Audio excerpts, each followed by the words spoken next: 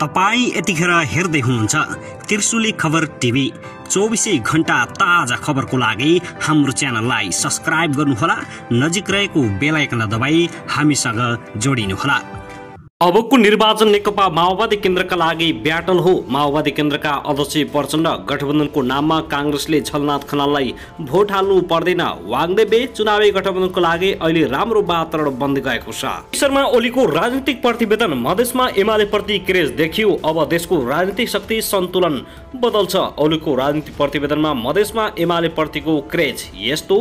अन्ततः पल शाहको बयान सकियो, अदालतमा पनि स्वीकारेनन् करोडीको आरोप। म्यानेजर जोशीको भने बयान अझै पनि जारी। पल शाहको बयान, गायिकाले मलाई स्वीकार्नुपर्छ भनिन्, मैले उमेर पुगेपछि विवाह गरौँला भनेको हुँ। गठबन्धनमा तालमेल भए त्यसको लाभ आफ्नो पार्टीलाई हुन्छ। नेता योगेश भट्टराई, गठबन्धनले तालमेल गरे त्यसको लाभ नेकपा एमाले हुने नेकपा एमालेको निष्कर्ष।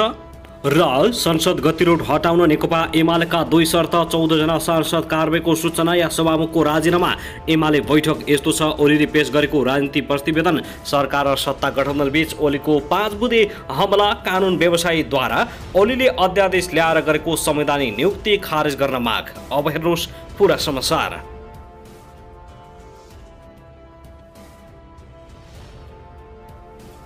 दर्शक महानुभाव नमस्कार, तपाईलाई हार्दिक स्वागत छ हाम्रो च्यानल त्रिशुली खबर टिभीमा।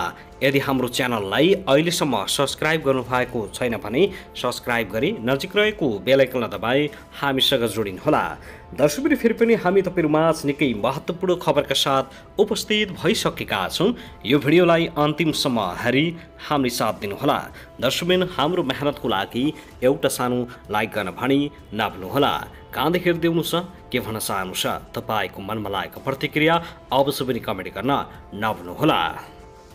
दर्शक महानुभाव, आउनुहोस् आजको पहिलो खबरतर्फ लागौं। नेकपा माओवादी केन्द्रका अध्यक्ष पुष्पकमल दाहाल प्रचण्डले अबको निर्वाचन माओवादी केन्द्रका लागि ब्याटल भएको बताएका छन्। आज बुधबार पार्टी कार्यालय पेरिस डाँडामा आयोजित पार्टीका केन्द्रीय आयोजकको अन्तर्क्रियात्मक संयुक्त बैठकलाई सम्बोधन गर्दै अध्यक्ष प्रचण्डले चुनाव फरक प्रकारको ब्याटल भएको बताएका हुन्। पार्टीका नेता कार्यकर्ताले संगठन व्यवस्थित नगर्दा र अलि निष्क्रिय हुँदा प्रतिक्रियावादीले कसरी आक्रमण गर्छन् भन्ने संसद विघटनको घटनाले देखाएको भन्दै अध्यक्ष प्रचण्डले संसद विघटनको घटना संविधान विघटन र परिवर्तनका शक्तिमाथिको आक्रमण भएको बताएका छन्। आफूहरूले परिवर्तनको रक्षाका लागि अपिल गरेको बताउँदै अध्यक्ष प्रचण्डले संविधान, गणतन्त्र, संहिता र समावेशी समानुपातिक जस्ता उपलब्धिलाई जोगाउन आफूहरूले जित्ने पर्ने दावी गरेका छन्। अहिलेको मुख्य काम स्थानीय तहको निर्वाचनमा सकारात्मक परिवर्तन ल्याउन पहल गर्नुपर्ने भन्दै उनले सबैले राजनीतिक र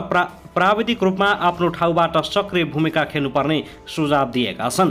पार्टीमा भएका असल, अनुशासित र विषयगत क्षेत्रका कुशल नेतालाई आयोगमा राखिएको भन्दै अध्यक्ष प्रचण्डले आयोगका सदस्यलाई पार्टीका निर्वाचन केन्द्रित अस्थायी कमान्डमा कार्यविभाजन गरेर जोडिन र फिल्डमा काम गर्न निर्देशन दिएका छन्। बैठकमा अनुशासन आयोगका सचिव अशोक रोकाया, लेखा परीक्षा आयोगका सचिव टेकनाथ आचार्य र निर्वाचन आयोगका सचिव प्रदीप पोखरेलले आफ्नो आयोगको रिपोर्ट प्रस्तुत गरेका थिए। त्यसगरी त भने नेपाली कांग्रेसका सहमहामन्त्री भीष्मराज वाग्देवेले नेकपा माओवादी केन्द्र र नेकपा एकीकृत समाजवादी कांग्रेसको फेरो समातेर चुनाव जित्न खोजिरहेको आरोप लगाएका छन्। नेपाली कांग्रेस इलाम निर्वाचन क्षेत्र नम्बर 1 प्रदेश सभा खले बुधबार आयोजना गरेको कार्यक्रममा बोल्दै उनले माओवादी नेकपा यस कांग्रेससँग गठबन्धन गरेर चुनाव जित्ने दाउमा रहेको बताएका हुन्। तर उनले इलामका कांग्रेसीहरूले आफ्ना उम्मेदवारलाई भोट हाल्न पाउने दावी गरेका छन्। सहमहामन्त्री आङदेवीले फेरि चुनावी गठबन्धन भएर नेकपा यसका झलनाथ खनाललाई इलामे जनताले भोट हाल्नुपर्ने त्रास नपाल्न समेत आग्रह गरेका छन्। गठबन्धनको नाममा झलनाथ खनाल आउने भन्ने चिन्ता साथीहरूलाई छ। तपाईहरूलाई लागे जस्तो उहाँहरूलाई कांग्रेसले बोक्दैन। उनले भने यो वा त्यो नाममा झलनाथ खनाल चुनाव लड्न आउनुहुन्न, यो दिवास्प रूपमा कुरा भएको छ। यो लेखेर राख्नुहोस् कि उहाँलाई तपाईहरूले भोट हाल्नु पर्दैन, यो मेरो वचन भयो। उनले जतिसुकै ठुलो भए पनि कम्युनिस्टले जनताको दुःखलाई कहिले नबुझ्ने बताएका छन्। कुनै पनि हालतमा गठबन्धन गरेर निर्वाचनमा नजाने र नेपाली कांग्रेसको खुट्टो समातेर प्रचण्ड र माधव कुमार नेपालको सिद्धिन थालेको पार्टी बचाउनको लागि पछाडि परेको समेत आरोप लगाएका छन्।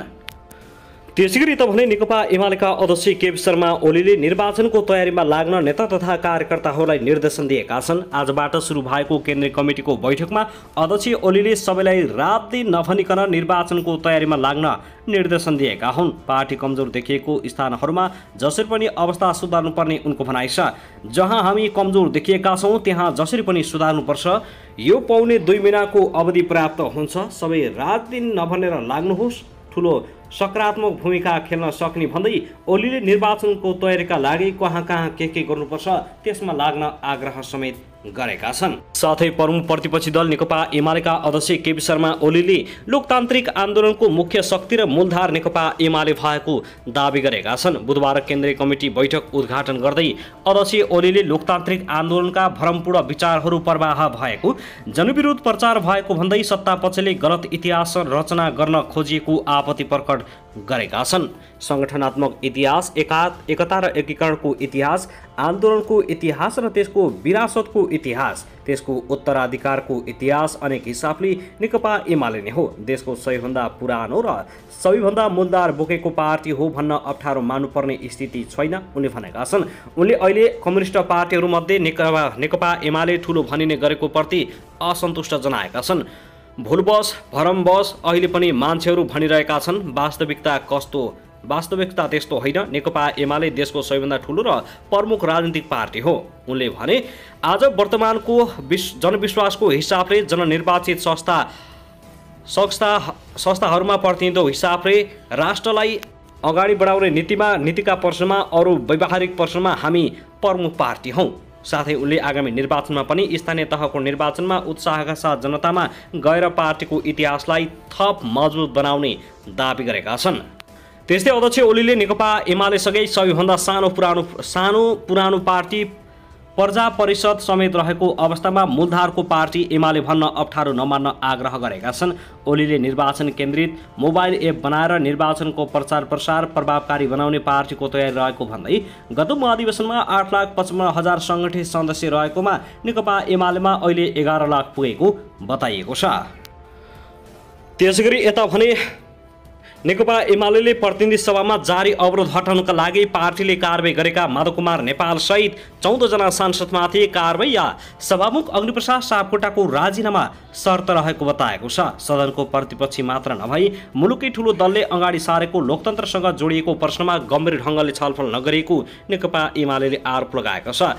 आज बुधबार सुरु नेकपा एमाले केन्द्रीय कमिटी बैठकमा पेश गरेको राजनीतिक प्रतिवेदनमा अध्यक्ष केपी शर्मा ओलीले सदन सञ्चालनका लागि सभामुख र गठबन्धनको भूमिका निष्पक्ष नभएको आरोप लगाएका हुन्। ओलीले संसदलाई बेकममा साबित गर्ने दुराशय देखिएको समेत टिप्पणी गरेका छन्।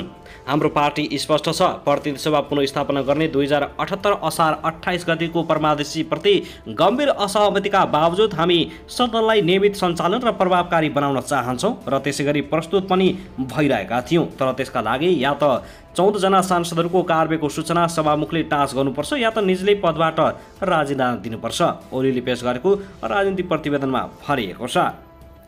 भदौ 23 गतेदेखि नेकपा एमाले लगातार प्रतिनिधि सभामा बेल घेराउ गर्दै आएको छ। फागुन 30 गतेदेखि सरकारले संसदको अधिवेशन नै अन्त्य गरेको छ। साथै तत्कालीन प्रधानमन्त्री केपी शर्मा ओली नेतृत्वमा संवैधानिक परिषदको सिफारिसका आधारमा गरिएको संवैधानिक नियुक्ति खारेज गर्न माग गरिएको छ। बुधबार सर्वोच्च अदालतको संवैधानिक इजलासमा कानुन व्यवसायीहरूले संवैधानिक परिषदले गरेका नियुक्तिहरू खारेज गर्न माग गरेका हुन्। वरिष्ठ अधिवक्ता चन्द्रकान्त घेवाली, दिनेश त्रिपाठी, राजु प्रसाद चाबगाई लगायत कानुन व्यवसायीहरूले तत्कालीन ओली सरकारले अध्यादेश ल्याएर संविधान विपरीत संवैधानिक नियुक्ति गर्नु अवैध रहेको ठहर गर्दै ती नियुक्तिहरू खारेज गर्न माग गरेका छन्। संविधान अनुसार संवैधानिक आयोगमा प्रधानमन्त्रीको नेतृत्वमा प्रमुख प्रतिपक्षी दल नेता, प्रधान न्यायाधीश, सभामुख, राष्ट्रिय सभा अध्यक्ष र उपसभामुख रहने संवैधानिक व्यवस्था रहेको छ। तर तत्कालीन ओली सरकारले 3 जना सदस्य मात्र उपस्थित गराएर संवैधानिक परिषद सम्बन्धी कानुन अध्यादेश मार्फत संशोधन गरेको थियो। सोही अध्यादेश अनुसार बसेको बैठकले